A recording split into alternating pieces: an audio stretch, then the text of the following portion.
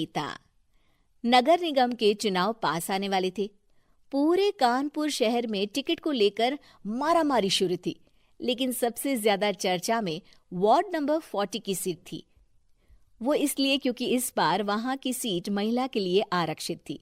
अब सवाल ये था कि चुनाव लड़ेगा कौन।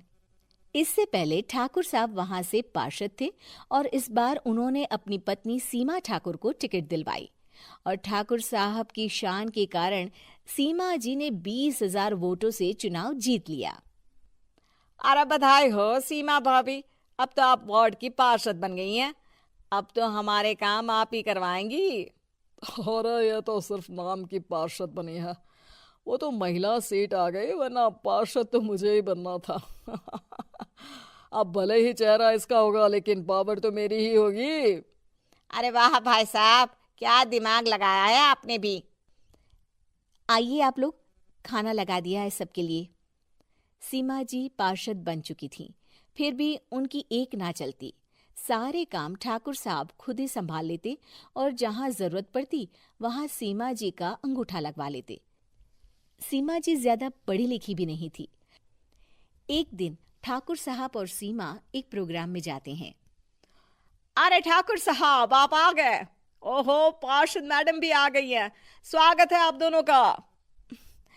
लगता है हमारे पार्षद फंड का सही इस्तेमाल हो रहा है। चलिए अब उद्घाटन करते हैं।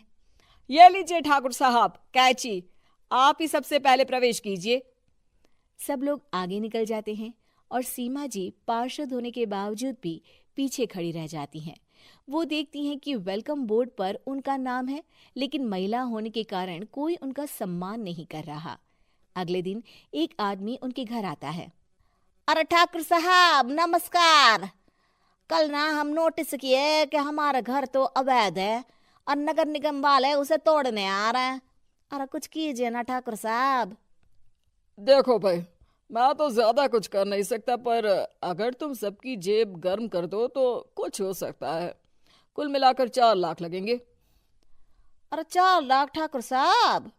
अरे भाई, मैं अपने लिए नहीं मांग रहा हूँ। दरोगा है, इंजीनियर बाबू है, बड़े साहब है, सबको देना पड़ता है ना थोड़ा थोड़ा। बोलो है मंजूर? तभी वहां अचानक सीमा जी आ जाती हैं। अरे ये आप क्या कर रहे हैं? पहले इन्हीं लोगों से तो आपने वोट मांगे, अब इनसे ही पैसे ले रहे हो। अरे चुप रहो तुम, तुम्हारा काम है सिर्फ अंगूठा लगाना, तुम वही किया करो। मुझे दूसरे काम तुम मत सिखाओ, समझी? और तुम ना जाओ, अब पैसे लेकर आओ, वरना जेसीबी किसी भी वक्त आती होगी। सब कुछ ऐसे ही चलते रहता है। एक दिन सीमा जी और ठाकुर साहब को एक लोकल मीटिंग में बुलाया जाता है। वहां पर कई और अधिकारी लोग भी मौजूद रहते हैं। अब मैं चाहूंगा कि ठाकुर साहब हमारे बीच 2 शब्द कहें। मेरे प्यारे भाइयों और बहनों, आज मेरा सौभाग्य है कि मैं आप सबकी सेवा दिन रात कर पा रहा हूं। आपने मेरी पत्नी को भारी मतों से जिताया है, इसलिए मैं आप सभी का शुक्रगुजार हूं।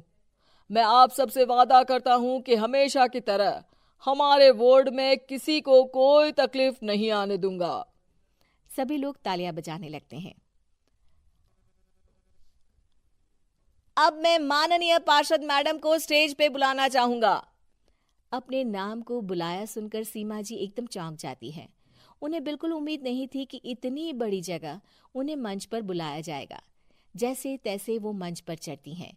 ऊपर जाते ही सीमा जी को सारी पुरानी बातें याद आ जाती हैं कि किस तरह उनके पति उन्हें कभी भी आगे बढ़ने नहीं देते और उनके नाम से गलत काम करते हैं। वो बोलने लगती हैं। मैं आपके वार्ड की पार्षद सीमा हूं। आप में से बहुत कम लोग ही मुझे जानते होंगे, क्योंकि इससे पहले मुझे कभी ऐसा मौका ही नहीं मिला। सारे मौके मेरे पार्षद पति यानी आपके ठाकुर साहब ही लेते रहे, लेकिन आज ये मौका मुझे मिला है तो मैं इसे ऐसे ही नहीं जाने दूंगी। मैं आपको ये बताना चाहती हूँ कि आपके ठाकुर साहब मेरे नाम की आड़ में गैर कानूनी काम करते हैं, जिस पर अंगूठों के निशान मेरे होते थे। इसीलिए मैं अपनी गलती मानती हूँ और आज अपने पद से इस्तीफा देती हूँ, ताकि आगे से कोई गलत काम ना हो पाए।